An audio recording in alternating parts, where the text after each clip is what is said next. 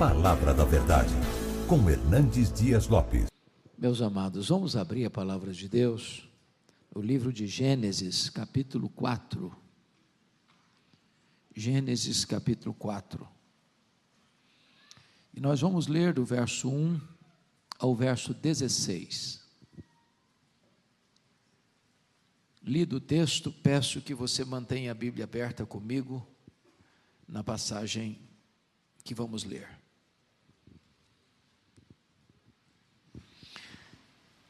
Coabitou o homem com Eva, sua mulher. Esta concebeu e deu à luz a Caim. Então disse: adquiri um varão com o auxílio do Senhor. Depois deu à luz a Abel, seu irmão. Abel foi pastor de ovelhas e Caim, lavrador. Aconteceu que no fim de uns tempos trouxe Caim do fruto da terra uma oferta ao Senhor. Abel, por sua vez, trouxe das primícias do seu rebanho e da gordura deste. Agradou-se o Senhor de Abel e de sua oferta, ao passo que de Caim e de sua oferta não se agradou. Irou-se, pois, sobremaneira Caim e descaiu-lhe o semblante. Então lhe disse o Senhor: por que andas irado e por que descaiu o teu semblante? Se procederes bem, não é certo que serás aceito. Se todavia procederes mal, eis que o pecado jaz à porta. O seu desejo será contra ti, mas a ti cumpre dominá-lo. Disse Caim a Abel, seu irmão: vamos ao campo.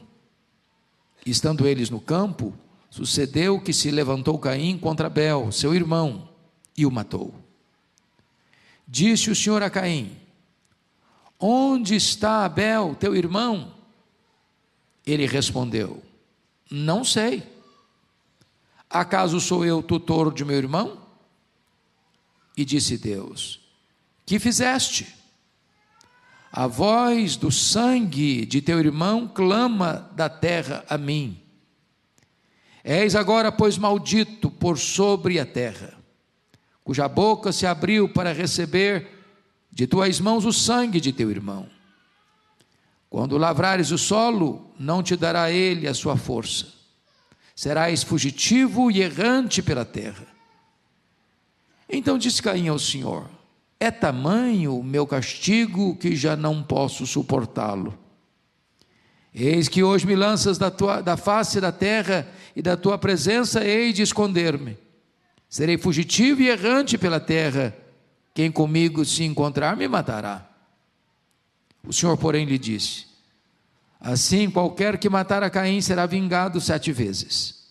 E pôs o Senhor um sinal em Caim, para que o não ferisse de morte quem quer que o encontrasse. Retirou-se Caim da presença do Senhor, e habitou na terra de Nod, ao oriente do Éden. O tema que eu quero tratar com os irmãos nesta noite é: cuidado com os seus sentimentos. Cuidado com os seus sentimentos. Matthew Henry, ilustre comentarista bíblico, disse que neste capítulo, neste episódio, nós temos o mundo e a igreja dentro de uma mesma família. Nós temos Caim e temos um Abel numa mesma família. Esse texto é soleníssimo, porque ele alerta a você e a mim que o nosso maior problema não está fora de nós, está dentro de nós. O nosso maior inimigo não é o outro, somos nós mesmos. No capítulo 3, nós percebemos que Adão e Eva são vencidos pelo diabo. Mas neste capítulo, Caim é vencido pela carne. No capítulo 3, Eva é seduzida a pecar. Mas no capítulo 4, Caim não aceitou ser dissuadido do seu pecado, nem mesmo por Deus. Na verdade, ele não vai confessar o pecado, nem vai aceitar a disciplina divina. Eu queria então tratar desse assunto com os meus irmãos à luz desse texto, trazendo aqui algumas lições muito importantes para a nossa reflexão. Primeira lição do texto: temos que ter cuidado com os nossos sentimentos, porque eles são muito perigosos e eles transpiram dentro da família. Esse texto, meus irmãos, é uma refutação clara de uma filosofia muito popular nos nossos dias, já estabelecida por John Locke. Vejam vocês, que John Locke dizia que o homem é uma tábua rasa, uma folha em branco. O homem é produto do meio. Mas vejam comigo, que Abel e Caim não tinham um meio corrompido, maligno, para atingi-los. Não tinha violência, não tinha tráfico de drogas, não tinha injustiça social, não tinha descalabro de costumes. Na verdade, Caim e Abel não tinham avós, não tinha tios, não tinha primos, não tinha sobrinhos, não tinha amigos, não tinha inimigos, não tinha poluição sonora, não tinha poluição ambiental, não tinha desemprego, não tinha violência urbana, não tinha sociedade promíscua. Mas o mal estava no coração de Caim. O problema está dentro dele. Ele transforma o seu lar numa arena de ciúmes, num ringue de hostilidade. As causas do desastre da família não estavam do lado de fora, estavam do lado de dentro. Então cai por terra essa ideia de que o homem é uma folha em branco, uma tábua rasa, produto do meio. Isso retrata para nós a malignidade do pecado. Segundo lugar, a família de Adão e Eva prova que nem todos sabem lidar com os sentimentos. Notem vocês que Caim e Abel nascem de um mesmo tronco. São filhos dos mesmos pais, pai e mãe. Eles recebem as mesmas instruções. Eles sugam o mesmo leite materno. Eles vivem no mesmo ambiente. Eles escutam as mesmas histórias. Entretanto, diz 1 João 3,12, que Caim era do maligno. E Abel era um homem temente a Deus. Caim era um hipócrita. E Abel era um homem temente a Deus. Caim tinha uma falsa religião. Abel tinha uma religião verdadeira. Abel adorava a Deus. Caim concorria com seu irmão. Notem que esses dois irmãos nascem na mesma casa, mas eles crescem de forma diferente. Eles têm vocação diferente. Eles têm religiões diferentes. A religião de Abel era verdadeira, a de Caim era falsa. O que é curioso é que quando os meninos nascem, nasce o Caim, o primogênito, e recebe o nome possessão, ou adquirido por Deus. Esperança dos pais está ali, talvez até pensando que já era o cumprimento da promessa do Messias. Quando nasce Abel, dá-lhe o nome de sopro, ou vaidade, passageiro. Quando dão o nome de Caim, os pais estão dando um nome pomposo, cheio de esperança, cheio de expectativa, mas dar nome bonito aos filhos não é tudo. Não é tudo. Não basta dar nomes bonitos aos filhos. É preciso forjar neles caráter de Cristo, instruí-los na verdade. Então vejam vocês que nesse lar havia prática religiosa. E onde eles aprenderam isso? Com os pais, porque não tinha outros instrutores. Ambos se apresentam para adorar a Deus. Está escrito isso. Versículo 3: aconteceu que no fim de uns tempos trouxe Caim do fruto da terra uma oferta ao Senhor. Abel, por sua vez, trouxe das primícias do seu rebanho e da gordura deste. Então, ambos se apresentam para adorar.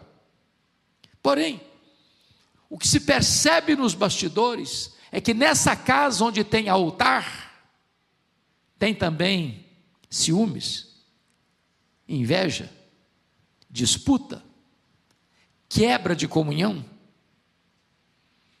crise de relacionamento, mágoa congelada, insatisfação em ver o sucesso do outro. Nesse lar tem gente mal-humorada,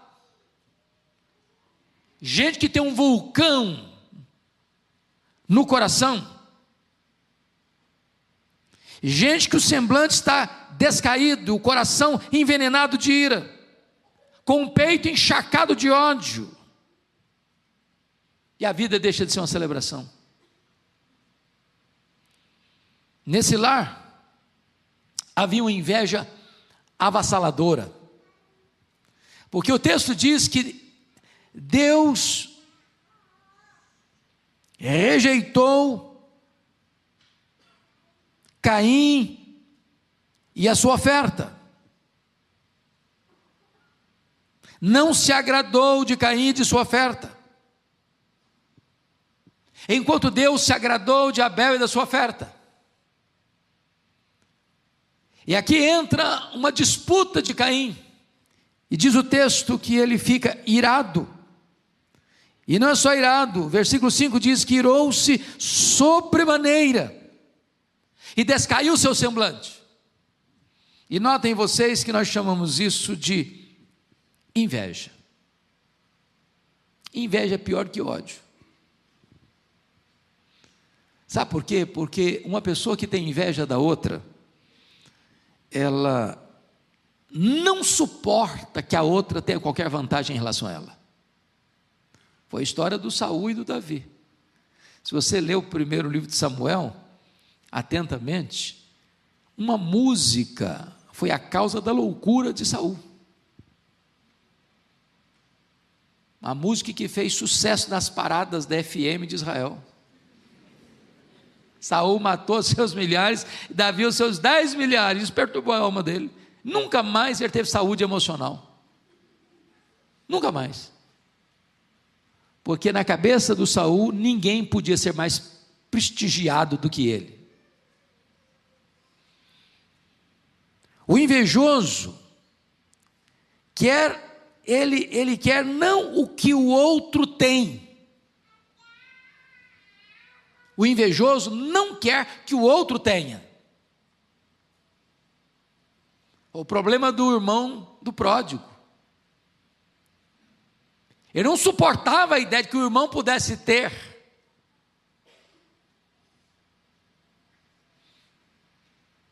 Cobiçar é desejar não apenas o que é do outro, é desejar a destruição do outro. Quando você lê, por exemplo, a invasão do Iraque ao Kuwait, em agosto de 1990, vocês bem sabem como muitos foram mortos, muitos cidadãos ricos do Kuwait foram mortos, mas sob a pressão internacional e o feroz ataque das forças americanas, Saddam Hussein precisou se retirar do Kuwait, e fez isso em fevereiro de 1991, menos de um ano depois. Mas antes de Saddam Hussein sair do Kuwait, ele ateou fogo aos poços de petróleo, dos quais já não podia usufruir, Já que eu não vou usufruir, que ninguém usufrua. Já viu isso em crimes passionais? Se você não for minha mulher, mulher de ninguém você vai ser mais, então mata. Você terminou o meu namoro comigo? Então morre. Se não é meu, não é minha, não é meu, então não vai ser de mais ninguém. É por isso que a Bíblia vai dizer lá em 1 de João 3,12 que o Caim era filho do maligno, ele era do maligno, porque o maligno é destruidor. Ele não suporta ver o sucesso do outro, ele não suporta ver o bem do outro, ele não suporta que o outro esteja na frente dele. Essa é a famosa lenda da cobra e do vagalume. A cobra começou a perseguir o vagalume, e o vagalume pulando aqui para ali, dali para acolá, tentando se livrar do ataque feroz da cobra. Cansado de tanto fugir, o vagalume para e pergunta para a cobra assim: bom, antes de ser destruído, eu posso fazer pelo menos 3 perguntas? A cobra diz: tá bom, faço concessão, vamos lá. Primeira pergunta: eu te fiz algum mal para você estar me perseguindo? A cobra diz: não, você não fez mal nenhum para mim não. Segunda pergunta: eu faço parte da sua cadeia de alimentação para você estar me perseguindo? A cobra diz: não, você não faz parte da minha cadeia de alimentação também não. Terceira pergunta: então por que você quer me destruir? A cobra respondeu: porque eu não tolero ver você brilhar. Eu não tolero ver você brilhar. Esse é o ciumento. É uma doença terrível, é um pecado terrível. Segundo lugar, irmão, segunda lição do texto: os sentimentos perigosos, eles são tão sutis, e por isso temos que ter cuidado com eles, que eles transpiram até na hora da adoração. E a adoração é a maior prioridade da nossa vida. Não é missões que é a maior prioridade da vida, é adoração. Porque missões acontecem para que todos os povos adorem a Deus. O fim último não é o homem, é Deus, é a glória de Deus. O fim principal do homem é glorificar a Deus e gozá-lo para sempre. E a missão mais nobre do homem, mais importante do homem é a adoração. Mas notem, que antes de Deus aceitar a nossa adoração, Ele precisa aceitar a nossa vida. Não tem performance, não tem desempenho, não é quão brilhante você foi no palco, não é quão afinado você cantou, não é quão generosa foi a oferta que você depositou, não quão eloquente foi o sermão que você pregou. Deus requer primeiro vida. E vejam vocês que o texto diz graficamente que primeiro Deus agradou-se de Abel e depois Deus agradou-se da oferta de Abel. Primeiro Deus rejeitou Caim e depois Deus rejeitou a oferta de Caim. É o pacote, é o conjunto. A vida vai primeiro que a oferta, é a essência da oferta. É por isso que a Bíblia diz lá em Provérbios 21, 27, que o sacrifício do ímpio é abominação para Deus. E é nesse sentido também que Jesus Cristo disse que Deus é espírito. E importa que os seus adoradores o adorem em espírito e em verdade. E note você que espírito aí não é com letra maiúscula, é com letra minúscula. Quando o texto diz adorar em espírito e em verdade, significa, em espírito significa de todo o seu coração, sinceramente, não de forma hipócrita. E em verdade significa que o seu culto tem que ser bíblico, de acordo com as próprias prescrições divinas. Eu não tenho autorização para adorar a Deus do meu jeito, do meu modo, da minha maneira, do jeito que eu quero ou gosto, ou da maneira que as pessoas querem traçar, ou ensinar, ou orientar. Não, Deus estabeleceu na sua palavra a maneira como Ele quer ser adorado. Mas se você perceber, a vida de Caim desmente a sua oferta por algumas razões. Primeiro, 1 de João 3,12 diz que ele era do maligno, e por isso assassinou seu irmão. Então maligno não adora, filho do maligno não adora, mata. Segundo, versículo 5, ele está mal-humorado, o centro da vida dele é ele mesmo. Terceiro, ele está muito irado, excessivamente irado. Sabe o que a Bíblia diz? Irai-vos e não pequeis. Não se deixe pôr o sol sobre a vossa ira, e nem deis lugar ao diabo. O diabo estava morando no peito de Caim. Ele não abriu uma brecha, ele abriu uma porta escancarada para o diabo entrar. Quarto, ele era invejoso. Quando a Bíblia diz que ao passo que de Caim, de sua oferta, não se agradou Deus, aí entra o problema do Caim, porque Deus se agradou de Abel da sua oferta. Talvez se Deus tivesse não se agradado de Abel e da sua oferta, o Caim não estaria na crise que está. Porque o projeto dele não é agradar a Deus, o projeto dele é concorrer com o irmão. Quinto, versículo 7, ele tinha mau comportamento ou mau procedimento, e Deus disse: se procederes bem, não é certo que serás aceito. Ou seja, o que importa para Deus não é aquele ato apenas de estar ali no altar, é o que aconteceu até ao altar. O procedimento dele anterior não estava certo. Sexto, o coração dele estava endurecido, porque Deus diz no verso 7, na parte final: se todavia procederes mal, eis que o pecado jaz à porta, o seu desejo será contra ti, mas a ti cumpre dominá-lo.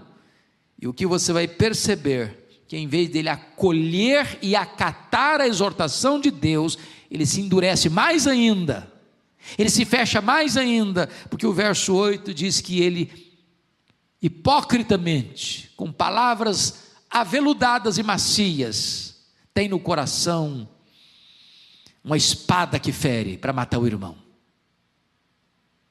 Em vez de acolher a exortação, ele sai dali para matar seu irmão. Se você perceber, a oferta de Abel é a oferta de um adorador humilde, porque o que Abel faz? Abel tem a vida certa e tem a oferta certa. Ele traz das primícias do seu rebanho. E certamente Adão e Eva já tinham contado para eles, os filhos, de como Deus os vestira no Éden. Um animal foi sacrificado, sangue foi derramado, para que eles fossem convenientemente vestidos. Deus fez roupas de peles de animais, e aquilo não é apenas uma roupa mais chique do que folhas, ou mais duradoura do que folhas. Ali estava a base, a semente, o germe, o nascedouro da doutrina da expiação, de que o inocente tem que morrer, o sangue tem que ser derramado, para que o pecador seja coberto, porque sem derramamento de sangue não há remissão de pecados. Quando Abel traz as primícias do seu rebanho, ele está reconhecendo que a forma que Deus queria ser adorada já estava estabelecida desde o princípio, e ele não quer mudar esse princípio, ele não quer mudar essa norma, ele não quer mudar esse planejamento de Deus, esse propósito de Deus na adoração. A oferta de Abel era apropriada, pois tipificava o sacrifício de Cristo, enquanto a oferta de Caim representava o melhor esforço do homem. Um é a salvação pela graça, outro é a tentativa da salvação pelas obras.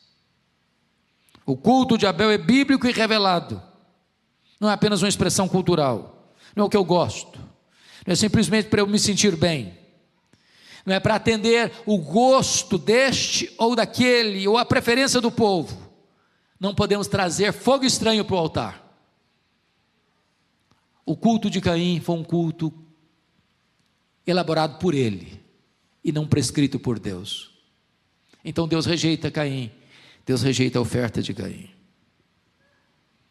Abel cultua Deus com verdade, com motivação certa, enquanto que a religião de Caim é a religião da perseguição. Ele decreta a morte para quem não segue a sua teologia.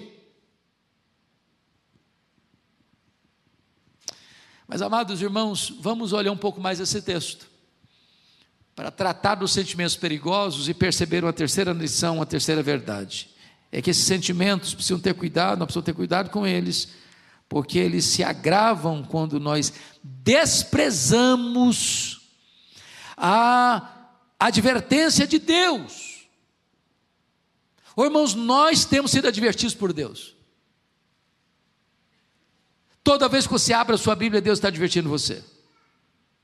Toda vez que você vê um culto, escuta a pregação, Deus está advertindo você. Deus está advertindo a mim. E continuar no erro, apesar da advertência divina, é um grande risco, é um grande perigo. Então vejamos, por favor, o que está escrito no versículo 7. Pode ler comigo o 7, vamos juntos? Se procederes bem, não é certo que serás aceito? Se todavia procederes mal, eis que o pecado jaz à porta, o seu desejo será contra ti, mas a ti cumpre dominá-lo. O que eu acho impressionante é que Caim é chamado ao arrependimento.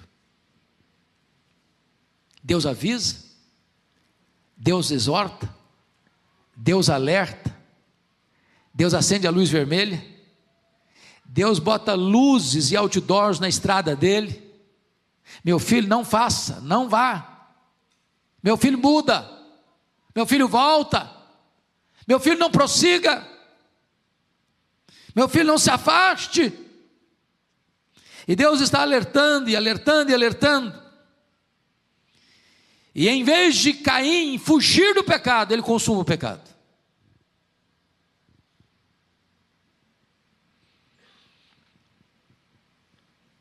Na verdade, o Caim, em vez de voltar-se para Deus, ele foge de Deus e usa máscaras para consumar o seu pecado. Se não, vejamos. A primeira máscara é a máscara da mentira, da traição e da hipocrisia. Olha a palavra que ele vai dizer no verso 8. Leia o 8 comigo. Disse Caim a Abel, seu irmão: vamos ao campo. Estando eles no campo, sucedeu que se levantou Caim contra Abel, seu irmão, e o matou. Meus irmãos, notem vocês uma coisa: quando um irmão convida o outro a ir ao campo, ambos, um era pastor, o outro era agricultor, lavrador, ambos trabalhavam onde? No campo. Dizer ao irmão: vamos ao campo, vamos comigo, somos irmãos, somos amigos, estamos juntos. Tem palavra doce nos lábios, mas tem intenção maligna no coração. É o disfarce, é a hipocrisia, é o pecado agravado ainda mais, porque se usa o engano e usa a palavra para enganar, para mentir, para falsear a verdade, para ludibriar, para criar um fato novo. Isso é gravíssimo. E notem que ele está odiando Abel, não porque Abel praticou mal contra ele, porque Abel praticou o bem. Ele não está querendo matar o Abel porque o Abel está errado, ele está querendo matar o Abel porque o Abel está certo. O que incomoda o Caim não são as virtudes do Abel, não são os defeitos do Abel, são as virtudes do Abel. Em vez de ele imitar o Abel, ele quer eliminar o Abel. Em segundo lugar, a máscara da violência. Caim matou Abel sem que Abel soubesse que estava indo para uma armadilha e sem que Abel pudesse se defender. Ele se levanta abruptamente. O Abel está indo como um cordeiro para o matadouro. Terceiro, a máscara da crueldade. Ele se levantou não contra o inimigo, contra o irmão. E ele ainda é dissimulado. Porque, sabe o que é curioso? Ele matou no campo. Naquela época tinha 4 pessoas no planeta. Tinha Adão, tinha Eva, tinha Caim, tinha quem mesmo? Abel. Ele comete um crime sem testemunha. O texto não diz o que ele fez com o corpo do Abel. Talvez enterrou. Ou talvez deixou lá para uma besta fera comer. E ele voltou para casa. Numa boa. Como há pouco tempo eu li, pastor Ival, aqui em São Paulo, de um matador de aluguel, que recebeu um valor para matar uma pessoa, porque ele não sabia quem era, nunca tinha falado mal dele, nunca tinha feito mal para ele, mas recebeu a grana. Chegou lá, deu 5 tiros na pessoa, foi para casa, tomou um banho, jantou, dormiu. Não há culpa, nenhum drama de consciência. E agora diz o texto que Deus do céu troveja os ouvidos de Caim e diz: Caim, onde está teu irmão Abel? Cadê o cara? Mas eu não sei. Cadê o homem? Ele é adulto. Sou tutor dele não. Não tem testemunha. Queima de arquivo. E aqueles pecados que são feitos jeitosamente, no escuro, no anonimato, longe das vistas humanas, não podem ser escondidos de Deus. Deus viu Adão e Eva comerem do fruto. Deus viu o Caim assassinando Abel. Deus viu Acã roubando os objetos proibidos em Jericó. Deus viu Davi na cama do adultério. Deus viu o Davi mandando matar Urias. Deus viu, Deus vê, Deus sabe, Deus conhece. E por isso é que esses pecados não podem ser o quê? Encobertos. E eu quero concluir dizendo para você que a maldição do pecado é um terrível peso sobre o transgressor. Você pode ler comigo aí o versículo de número 13, por gentileza? Vamos juntos? Então disse Caim ao Senhor: é tamanho o meu castigo que já não posso suportá-lo. Vejam vocês que nenhum arrependimento. Nenhum arrependimento. Ele está preocupado com quem aqui? Com ele mesmo.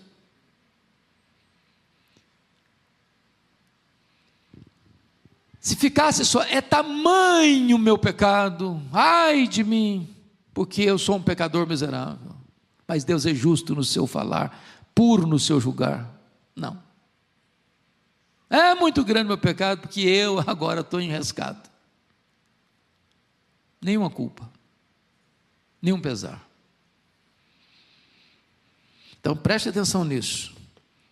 Preste atenção nisso. O pecado gera maldição, está no versículo 11. És agora, pois, maldito. Veja você, em segundo lugar, que o pecado produz uma desinstalação, no versículo 12. Quando lavrares o solo, não te dará ele a sua força, serás fugitivo e serás errante pela terra. O pecado oprime, é um peso, é tamanho o meu castigo. E mais, notem você, ele não vai ficar livre nunca dessa culpa, porque o verso 15 diz: o Senhor, porém, lhe diz: assim qualquer que matar Caim será vingado 10 vezes, e pôs o Senhor um sinal em Caim. Eu não sei que sinal é esse, e a Bíblia não revelou. Poucos dias o pastor vai pregar um sermão aqui, Deuteronômio 29, é o seguinte: o que está revelado é para nós, o que não está, deixa com Deus. A gente não conhece nem o que está revelado, para que fica especulando o que não está revelado? Que marca é essa eu não sei. Mas era uma marca, e eu acho que toda vez que Caim olhar para a marca, eu pequei. Toda vez que eu olhar para a marca, eu matei meu irmão. E mais do que isso, veja comigo aí por gentileza, ele é banido da presença de Deus. Versículo 16, retirou-se Caim de onde? Da presença de Deus. Meus irmãos, o único lugar que nós não podemos nos retirar é da presença de Deus. Você pode morar num deserto, se você está na presença de Deus, você está seguro. Você pode morar num buraco, você está na presença de Deus, está seguro. Os cristãos primitivos lá em Roma moravam nas catacumbas de Roma, túneis subterrâneos, sem luz, sem ar fresco, mas eles estavam na presença de Deus. Mas eu quero concluir, irmãos, dizendo que o pecado é tão grave que ele é uma lavoura maldita para amanhã também. Olha o verso 23 comigo. Vamos ver os descendentes de Caim, o que vai acontecer lá no verso 23. E disse, vamos juntos? E disse Lameque às suas esposas, Ada e Zilá: ouvi-me, vós mulheres de Lameque, escutai o que passa a dizer-vos. Matei um homem porque ele me feriu, e um rapaz porque me pisou. O cara vai se tornar bígamo. Daqui começa também a poligamia, a destruição da estrutura familiar, conforme Deus a estabeleceu. E aqui um camarada diz: não gostei de você, eu te mato. Pisou no meu pé, eu te mato. A vida vai perdendo o valor e o significado. É só a partir de 7 que as pessoas vão começar a andar com Deus. E eu concluo dizendo o seguinte a você: nós temos que tomar cuidado com os nossos sentimentos, porque isso não apenas atinge a nós, isso atinge a nossa descendência. Nós estamos fazendo uma semeadura. Isso vai atingir os nossos filhos, os nossos netos, os nossos bisnetos, as gerações pósteras. Essa é a realidade que a Bíblia nos apresenta. Mas hoje nós estamos diante da graça de Deus, do sangue de Jesus, da oferta da transformação. E eu jamais queria que você hoje pensasse: mas isso aqui é uma história antiga, de uma família antiga, isso não tem nada a ver comigo. O nosso coração é tão desesperadamente corrupto como o coração de Caim. Não pense você que esse é um problema dos pagãos. Isso é um problema de gente que levanta altar para Deus. Esses perigos e ameaças não estão lá do lado de fora, estão cá do lado de dentro. E não estão cá do lado de dentro de uma instituição chamada igreja, estão cá do lado de dentro do nosso peito, no secreto da nossa alma. E hoje Deus quer tratar com você e comigo. Se há uma nesga de mágoa, de ciúmes, de inveja, de ira, se nós estamos cultuando a Deus, mas o centro de tudo é a nossa própria pessoa, se nós não suportamos ver o outro se destacar, porque o centro do mundo parece ser a nossa própria vida, hoje precisamos ser tratados por Deus, sermos libertos por Deus, de sermos curados por Deus, para que sejamos aceitos e o nosso culto seja recebido e a nossa descendência seja santa, que possa cultivar um relacionamento pessoal com Deus. Vamos orar juntos. Deus está aqui. Ele é o Deus de toda graça. Ele é o Deus que perdoa, Ele é o Deus que restaura, Ele é o Deus que faz novas todas as coisas. Ele é o Deus que nesta noite pode nos tirar esse fardo, para que voltemos para casa livres, como verdadeiros adoradores, que adoram o Pai em espírito e em verdade. Ó Deus, nós te agradecemos pela exortação da tua palavra.